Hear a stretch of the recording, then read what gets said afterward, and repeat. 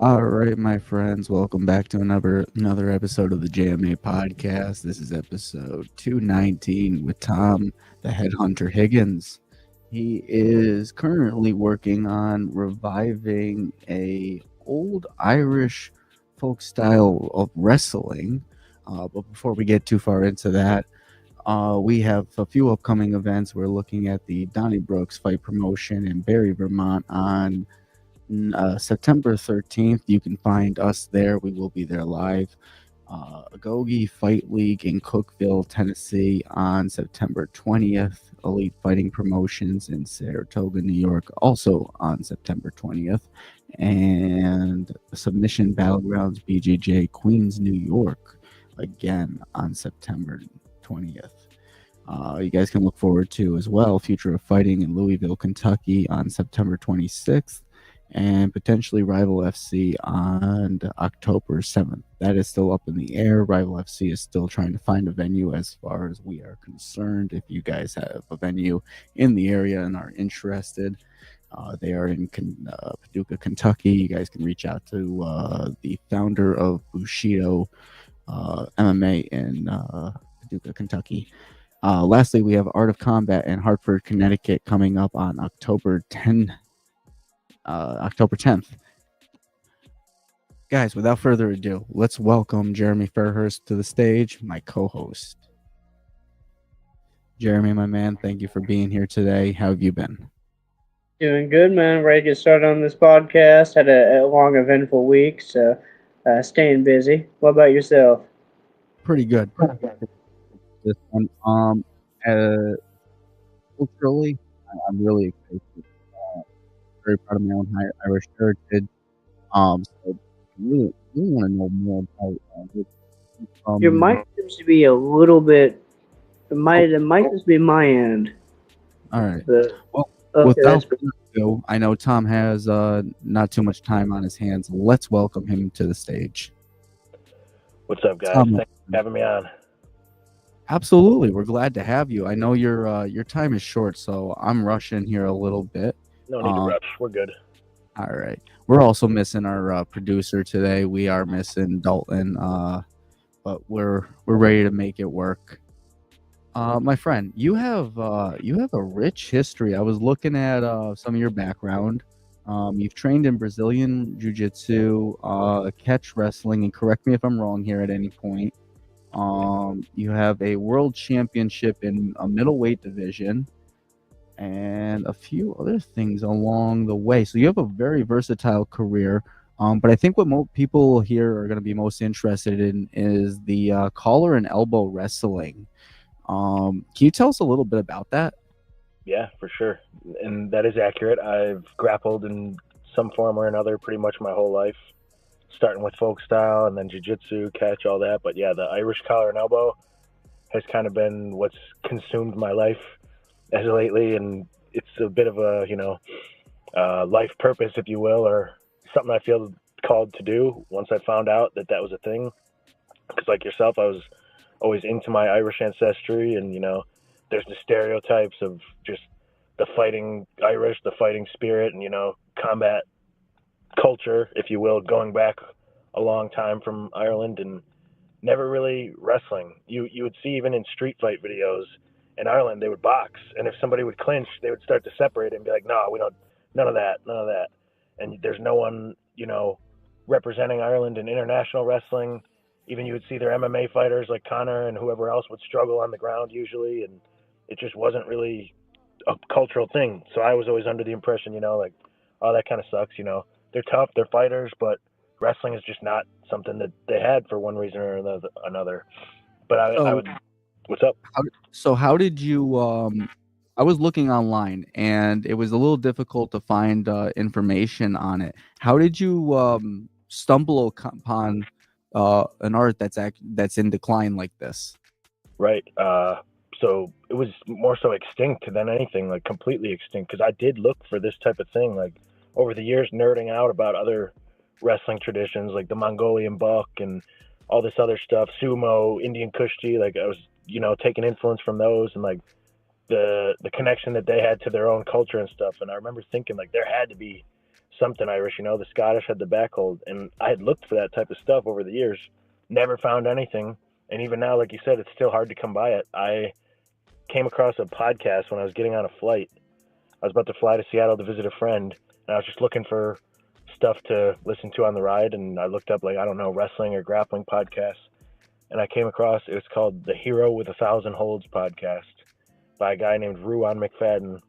And I saw episode 1 was titled Irish Collar and Elbow. And I was like, what the fuck? Like, what is that? I never heard of that. So I listened to it. And honestly, ever since I listened to that and heard that, I knew it like awakened something in me, even if it was just a lost, tradition. I didn't even think about like bringing it back, or the revival of it wasn't underway or anything. This guy just put a podcast out there and he had to revise it as well, because the little bit of information that he had dug up on it came from like old newspaper clippings, or like going into the Ireland folklore library and like pulling out old stories and tales. And it was popular in America too, around like, colonial times in the 17 and 1800s. So there was references to it, but not a lot of info on it.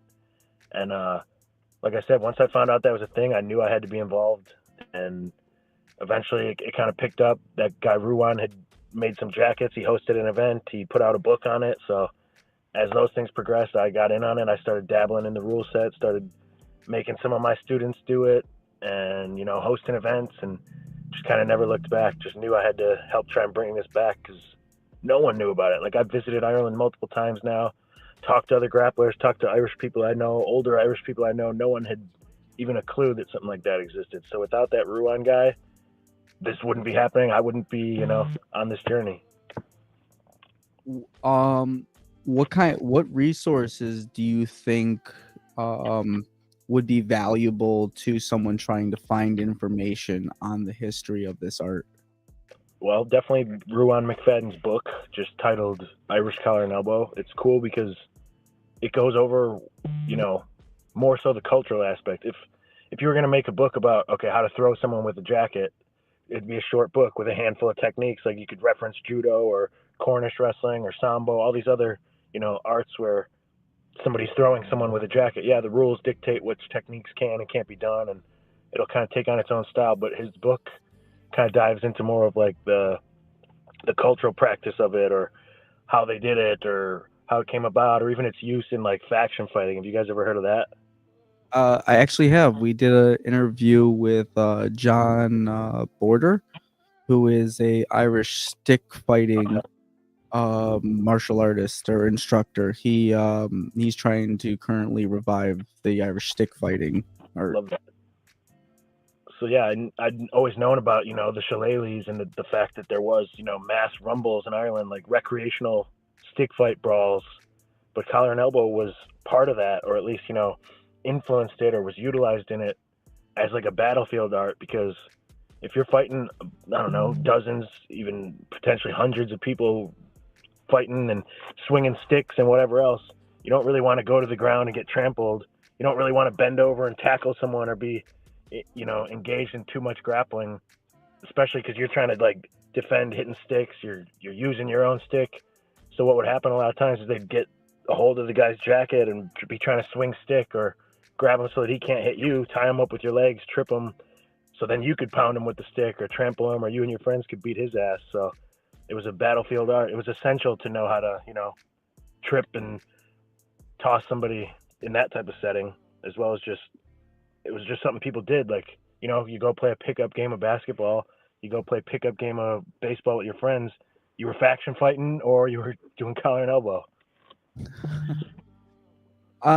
So one of the things that I've been following your Instagram a bit, and I read some of the comments. Some people have compared the art to judo. Now I've seen some of your response. Do you mind? Would you mind for our viewers? Would you mind articulating the key differences for people? For sure. Well, obviously, judo is one of the more popular martial arts in the world in general, and it's a great art. It's, effective, and it's got the reputation it does for a reason. But at the same time, for everybody commenting, it's nonstop and they're still coming in. always just, oh, this is judo. Oh, this is just Irish judo, just drunk judo, or oh, you dyed judo green, good job, just shit like that. And some of it is pretty funny, but the fact is, collar and elbow is way older than judo. Judo was like codified and created, if you will, in I don't know the mid 1800s, and we at least have documents Yeah. of matches and stuff of collar and elbow. Well, before that, there's depictions of wrestling in Ireland that could be thousands of years old, but the actual collar and elbow rule book, I think there was one in like 1700s in America, like a manual on how the matches should be performed. And did you say you guys are in Vermont? Oh no, I'm based out of New York, and Jeremy here is based out of Kentucky. Oh, okay. I heard you mention Vermont in the intro for an event or something, but that was like the hot spot for collar and elbow here. But either way, jacket wrestling's all over the world. You know, every culture kind of has its own expression of wrestling, and a lot of them have used some sort of coat or jacket to wrestle well before judo.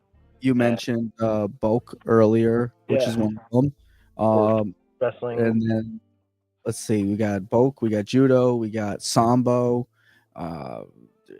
That was something that intrigued me when you were talking about the battlefield tactics per se. Of like you don't want to go to the ground when you have that many people coming at you at once. That sounds very similar to when I was talking to Rodney about FMA. How a lot of the stuff that they were doing, when they're going through like 3-man squads and stuff, going through these jungles and these bushes and stuff. It was more of a I'm throwing you and I'm stabbing you as you're being thrown, and then the two guys behind me are making sure you're finished off and we're going through. So it does sound a little bit crazy for somebody to like automatically assume that it's judo based. It might just be that it's effective, and effectiveness works across cultures. The body can only move in so many ways, so it makes complete sense that they found that out on their own with their own system and incorporated it that way. I hope my audio isn't too terrible. It sounds like I have something coming out of this mic. No, you sound good. Okay, all right, perfect. But yeah, 100%. There's only so many ways that one person can throw another person by their jacket, so it's ultimately going to have some similarities or look, different. So the timing and whatever people come up with, the systems of grappling across the world, it doesn't mean one is the other. But as far as the differences and how it's played, like collar and elbow is unique, and I've had multiple like really good judo guys that I know and train with try collar and elbow and try to take influence from them, because I never really did much gi. I always admired judo, and throws and takedowns were always a big part of my game, but I didn't do much gi or jacket wrestling. So when I was first getting into collar and elbow, I was trying to pick the brains of every judo guy I knew and make them do it with me and spar with me. And every single time, all of them would be like, "Man, this is so different. Like, I can't let go." Because in the rules of collar and elbow, you have to hold the collar, you have to hold the elbow. On the jacket, you cannot let go. If you let go, it's the same as being taken down. There's no groundwork. You also can't sacrifice throw. So say I toss you, but I hit my back in the process, I lose. Or if I try to drop to my knee and throw you over, doesn't count. It has to be a clean takedown from just feet to floor without me letting go or hitting the ground first.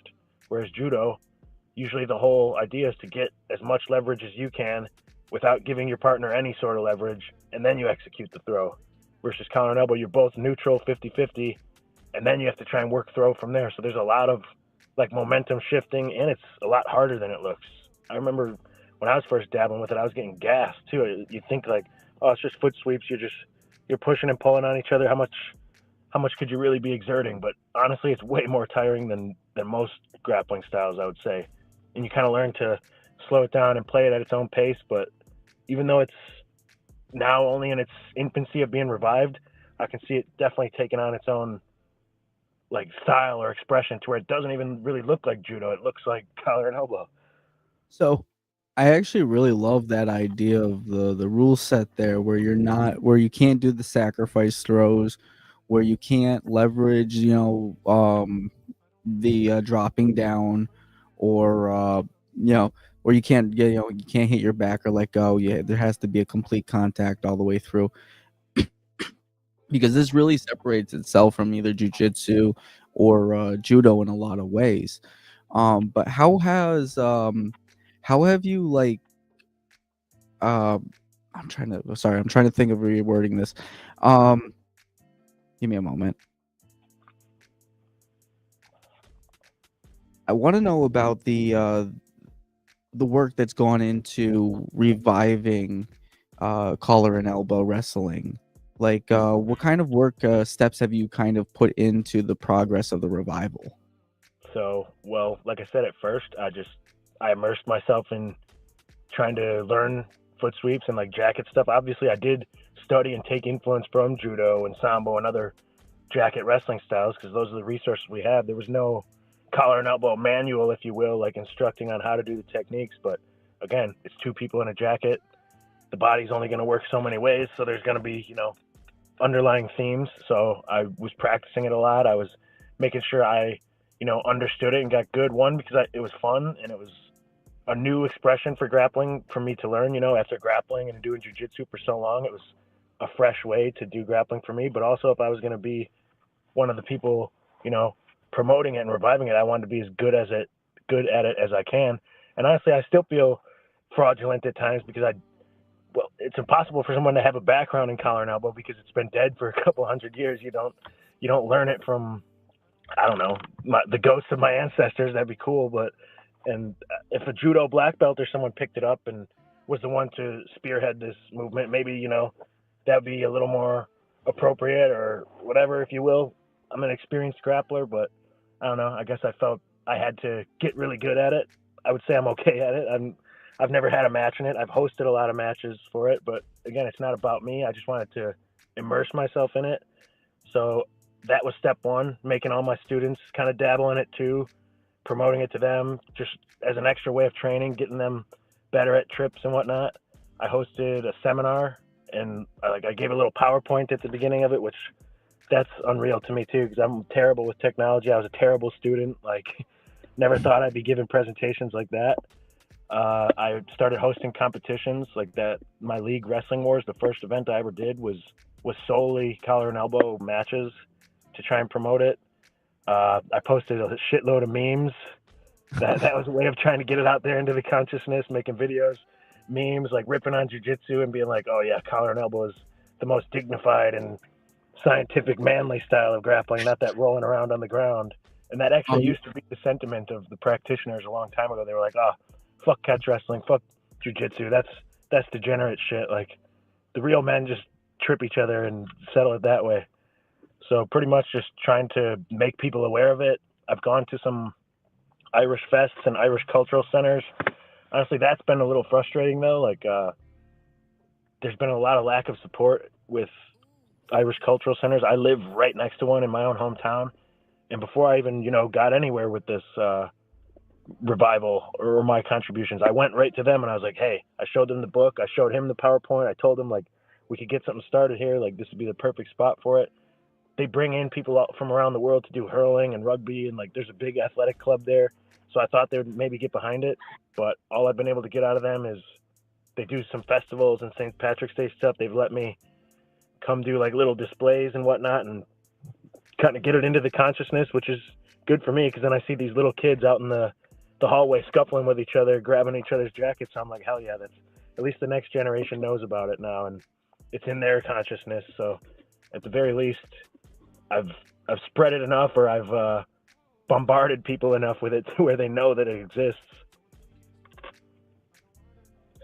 What do you think the next big step for it is, or for you? Well, I would like to get a match in it. I've never competed in it myself. I've held a bunch of events. I've held a bunch of, competitions for it. I've yet to do it myself.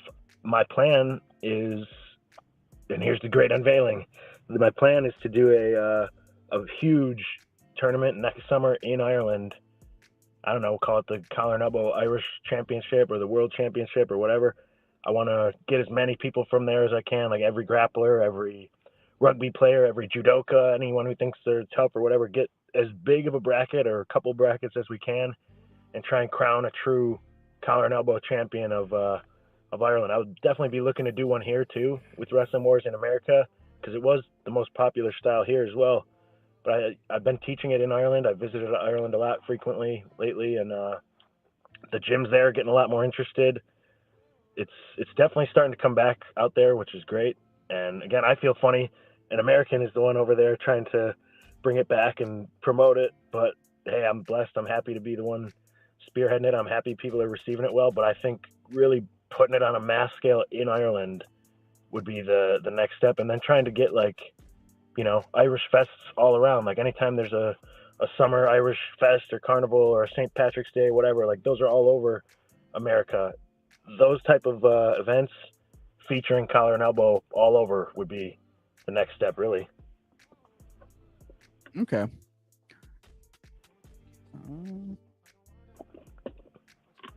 Let's see. I'm just reviewing some notes here.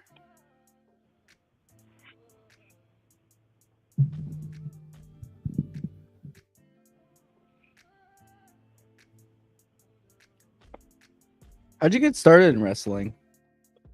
Well, I was a terrible baseball player, and my family is baseball heavy. Like all my uncles, my dad, my cousins, my grandparents, they were like high-level baseball players, like pros, semi-pros, all-Americans, shit like that.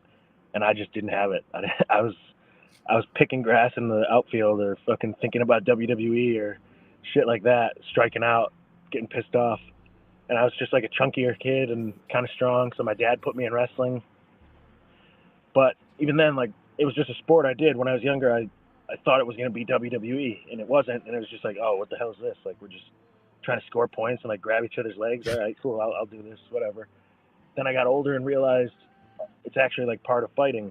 And, I discovered the UFC, so that's when I started taking it a lot more serious. When I was younger, it was just something I did, and I'm glad I grew up doing it. I just wasn't super into it, and my family wasn't a wrestling family like some of these other kids where, the parents are fucking hounding them when they're little kids and making them cut mad weight and like just being so like harsh on them. And those guys are always burnt out like well early, but even by high school, like they're not on the mats anymore. So that was really my start to it, and I didn't get truly obsessed with it till I was probably like a teen, and I realized like, oh wait, there's a lot to this. This is true combat, and there's submission grappling. Like it opened my eyes to everything else, and yeah, that's pretty much the story of how I got into it. Like when I was little and I watched like The Undertaker and Goldberg and Stone, I was like, oh, that's what I'm gonna do. Like I thought it was real, so I was like, yeah, I can't wait to do that when I'm older. So now that I know, as you grow up, you learn it's fake and stuff. I pretty much am doing the real version of it. So to my young mind, I'm doing what I wanted. It's crazy how many young kids are tricked into unitard by wrestling. I know. Just thinking that literally the last guest we just had on the podcast, Keyston, he's a pro MMA fighter. Same thing. He's told that story where he showed up to wrestling thinking it was some WWE stuff, and then his mom was like, "Hey, once you start, you gotta stick with it for the season." And then boom, it took something he took and ran with. So it's wild how that works, man. Yeah, I guess you got to give WWE their credit, huh? 100%. I remember when my dad told me, like just out of the blue, I was actually at a roller rink, like I was roller skating or something around in like third grade or fourth grade, and my dad was like, "Come on, I'm bringing you to wrestling." And I got all wide eyed. I was like, "What? Like, what do you mean, like wrestling?" And I thought for sure like we were going to watch wrestling, or he's like, "No, you're going to go to practice. Like, someone I know's kid is on the team. You're going to train." And I was like, "Holy shit!" He's like, "It's not what you think. It's not like hitting with the chair." I was like, "So can I like jump off the turnbuckle? Can I hit him? Can I do this?"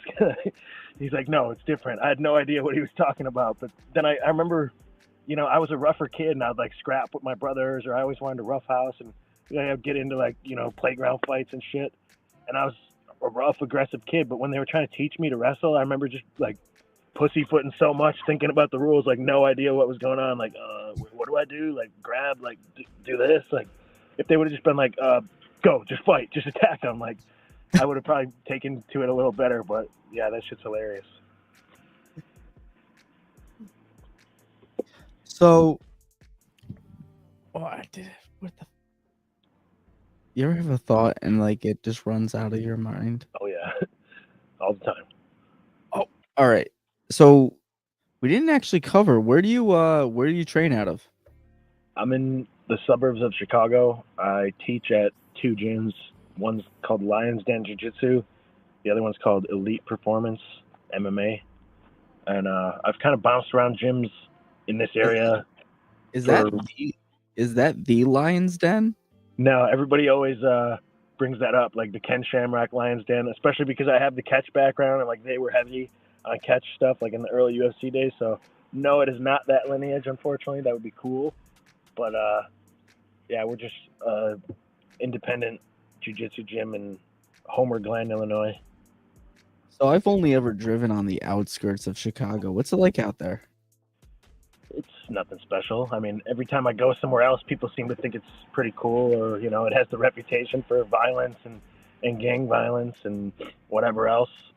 Can't say I was influenced by that very much, but the wrestling culture here is definitely very, apparent and tough. Like there's some fucking beasts around here. I definitely grew up getting my ass kicked.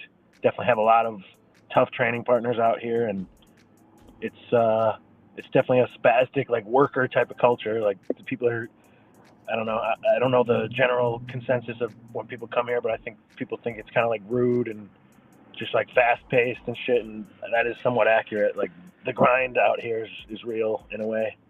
So it's pretty much like New York City. A bit, yeah. I like to stay away from the city. I'm more of a nature and rural type of guy. So, obscure question. Do you know O'Connor Jiu-Jitsu then? O'Connor Jiu-Jitsu. Is that out here? I believe he's on the western suburbs. I'm not sure. What's his first name? James. James. I can't say I'm familiar. He's got a big Instagram following, or he did at one point at least. I don't know. So what are the top 5 gyms out there that you would recommend people visit if they're traveling out there? Definitely Lions Den and Elite Performance. The big Chicago gyms, let me think. It's been a while. I don't go into the city a whole lot, especially to train. There's Valco Jiu-Jitsu, they're popular.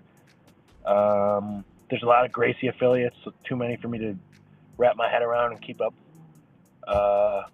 What else is there?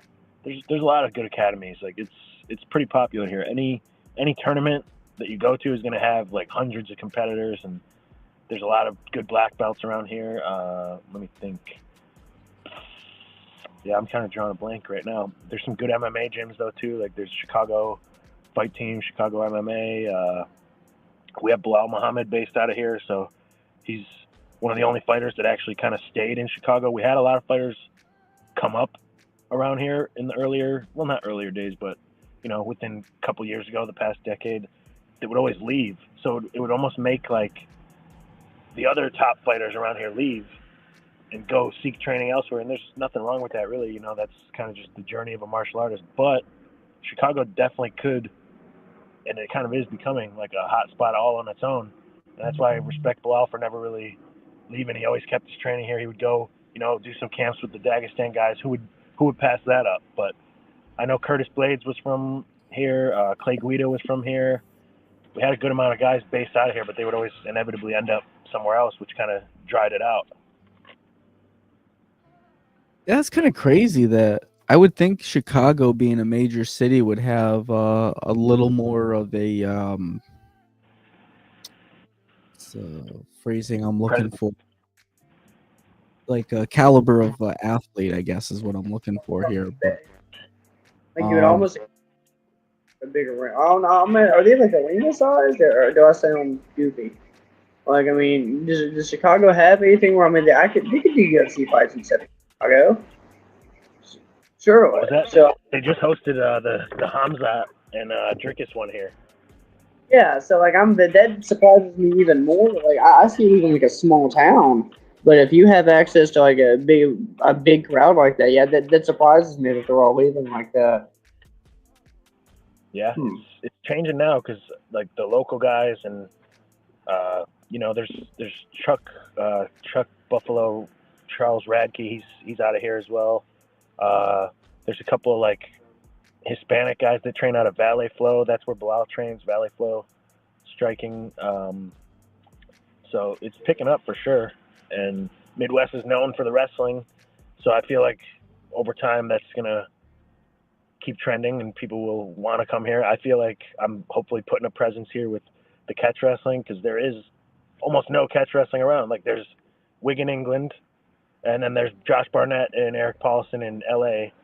There's a guy in Ohio, and that's really it. Like, you don't see much. You don't have much options. Catch wrestling almost has like a bad rep, almost like a McDojo rep. Like, there's not a whole lot of people, representing it in MMA or grappling, or there's not a lot of competitions for it. It's almost like I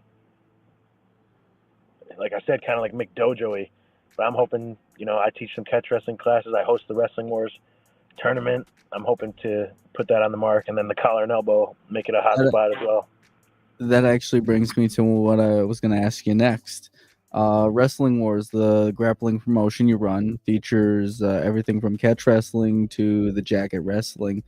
What inspired you to create the catch wrestling, and can you share any wild, memorable moments from those events that encapsulate what you're trying to achieve? Definitely. So the first one I had done, like I said, was Irish collar and elbow, and that was just an idea I had. I was like, I want to put it on the map a little more. I'll put a little live stream. I'll put a fight card together of guys under collar and elbow rules, and we'll live stream it. And that was the first vision I had of it. And I kind of knew I wasn't going to always be doing collar and elbow every single time, even though I think it's cool. Other people think it's cool. They liked it. I didn't know how much, interest it would be if it was just every single time collar and elbow fight card. Like, so I kind of thought, like, what else would be a cool thing to do? Or I even thought about making it. I've had a couple of visions in mind, and some have yet to play out because I don't have the production value to do it the justice that, put it on the right platform without giving a shitty product. So as time goes on and we get a little better, there'll be some fun freak show, like team style stuff going on. But what I thought first was maybe do, all right, one event is just collar and elbow. Then this one will just be catch wrestling. Then this one will be just something else, sumo or whatever. But I felt like the catch wrestling held on its own the best because the second one I'd done was just catch wrestling then, and people loved it. I thought it was pretty cool.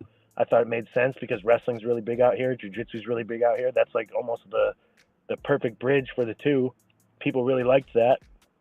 So we just kept doing it. And then in my head, I was almost like, this could be like if WWE was real. If the standard format is just, pin or submit, 1, 2, 3 count. We added tag team matches, which are fucking awesome, so fun and hype. Really, I made something that I thought would be fun to compete in. Like, I thought as a competitor, if I was just, a grappler and not the promoter, I would love to compete in that type of format just because it's fun. And, when you watch pro wrestling, there'd be the regular matches, there's tag matches, and then it'd be like some one-off matches, like a hardcore match, a ladder match, whatever. So, like, now the collar and elbow matches or the mixed style matches or whatever else, or like the sideshow matches that get thrown in where the standard feature matches is just pin or submit to win, 1, 2, 3 count, or tap the guy out. So just wanted to make something fun and exciting. And I will say, especially off the back of CJI just happening, grappling can be really boring, even to grapplers who are the only people who care to watch it. Sometimes it's just really boring. And I think that the pin changes that, because say you get a guy who's, he's playing guard the whole time, nothing's really happening. His guard is commendable and like he's got a very high level. The other guy's very high level. They're both working so hard for like nothing to really happen. Like he can't pass the guard, the other guy can't, sweep. So now we have a massive stalemate, which is what made pro wrestling become fixed in the first place. Like people didn't appreciate the dragged out, intricate stalemates. But whereas I think a pin changes that, like the urgency, and you'll see it like if you watch some catch wrestling or the Wrestling Wars matches specifically, the guy will be going for a rear naked choke, but now he's getting defensive pinned, he has to scramble, or there's no resting in positions. It's much more spectator friendly, I think, 'cause there's been a lot of people who don't watch wrestling, don't grapple, don't whatever, they just were forced to attend because they were someone's wife or friend or sibling or whatever, and they loved it. They enjoyed watching it. They thought it was exciting. So I think I got something going with that, and I think the pin is kind of the key. Imagine all those badass grapplers you had matched up in CGI. Like the talent was insane, but some of the matches were just so boring. And I know they're not there to do catch wrestling. They're jiu-jitsu guys, but if you had the pin in there, it would have created a lot more, chaotic scrambles and urgency.